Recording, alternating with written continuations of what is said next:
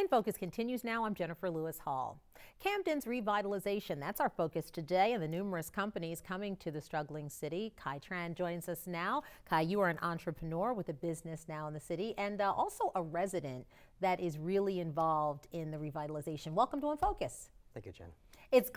I'm glad that you can be here. We've had some really great conversations today, talking about the issues, the concerns that people have for the revitalization, while at the same time, there's a number of positives. Folks saying, what will this do to the city? How will it affect those, some of, who are dealing with issues of poverty and job loss? Mm-hmm. How will those things be improved, but not displace a number of residents who currently live there? Tell us why you decided to open up your lab. And first, a little bit about what you do. You founded a nonprofit, Waterfront Ventures, and through that have set up a very unique type of lab. Tell us about all of that. So my daytime job is Owners Magazine. The nonprofit, or actually more so, we've changed it to become an economic development organization. It's called Waterfront Ventures. We collaborated with City Invincible to build something. It's a co-working space, innovation center, and also a community hub called Waterfront Lab. It's really beautiful. Tell us what's in the lab. What are we looking at, Khai? We're looking at about 9,500 square foot of co-working space, a community center. We host a lot of events there. What you're looking at right there is one of our conference room. And we preserved the original vault that was in the National Bank building. Oh my goodness, and where are you located? We're located on 121 Market Street. It's a beautiful building, beautiful renovation. What is it like to be in the heart of the city in a building that is historic, but yet on the inside completely technologically advanced?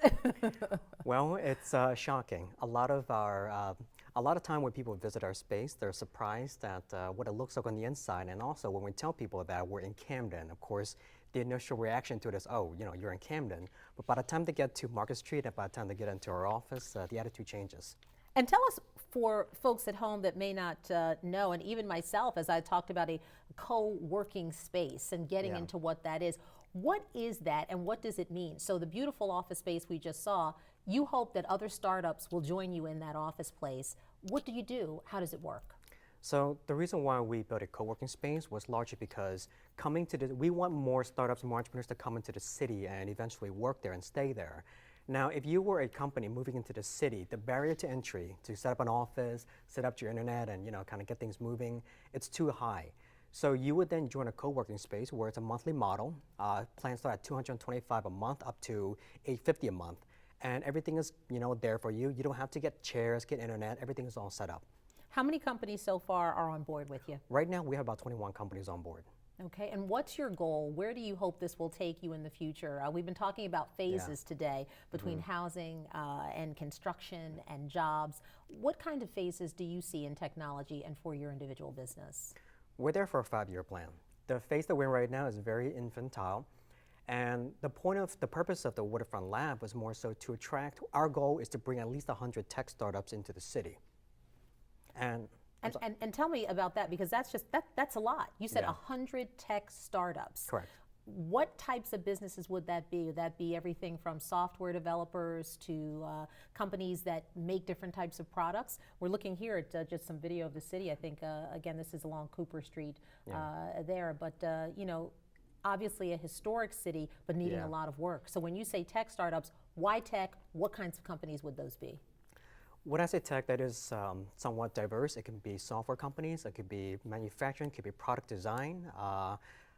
A lot of things fall under tech, and the reason why we're bringing tech into the city is because our goal ultimately is to provide more jobs, more internships and opportunities back to the students and residents. Because as you know, the city is growing and rising, and with that is going to come the property value is going to start increasing, which is going to make it very difficult for the existing residents to over time pay for rent and stay in the city. And the reason why we bring tech into the city is because tech companies, right now, it's becoming more difficult for tech companies to operate in larger cities such as San Fran, New York. So they're looking for options that are much more affordable. Okay, and that's really what giving them the space and office space to grow and develop without the overhead. Correct. That they would normally have in their own business, you're going to say, as you've told us, is very, very important. Yeah. You have a vested interest in this on many levels. Tell us why you so much want Camden to succeed and you want tech companies to come there. Then I'm going to say, why Camden of all places? Yeah. But you have a vested interest in this beyond talking tech? Yeah. Well, I'm an immigrant. I came here in late '93 with my family, and when we came, Camden was my home for a number of years. Where's your family from? Vietnam. Yeah. Yeah. So coming here, Camden was my first experience, and growing up, I didn't realize how bad Camden was. And so afterward, I went to college, went to work. I realized that there is a way that we can give back, and Camden is one of the most challenging cities to help grow. And I was curious why, after almost 50 years, the city was still the way that it was. And after meeting with Damon, I think you spoke with Damon already. Yes. He shared his vision for the city. We decided to collaborate, and if we can make it work in Camden, we can make it work anywhere. Do you think now's the time? What would make it different? And I so appreciate talking to you Yeah. because you're a resident. Yeah. That's home. Yeah. So you've seen Camden have, we've been talking about this today on the show, fits and starts and struggle through, finding new companies and additional construction to come to the city. Again, this is with tax breaks in mind that these Yeah. companies are getting to come here. But why do you think this time will be different for Camden? This time it's going to be different because the way that we're approaching the problem is very different as opposed before. Our belief is that in order to grow the city, you need three essential components, which is fun, innovations, and connections. These are the things that people have to feel before they decide to relocate to the city. They have to think it's a lot of fun there, they have to feel a lot of innovation, and they have to feel they can make valuable connections by being in the city. Damon is pretty much covering the fun, and we host a lot of events and programs as well. Innovation is what you see with the tax credit. You have Subaru going there, you have Holtec, and you have these major Fortune 500 companies coming to the city. So this time we have more advantages as opposed to before.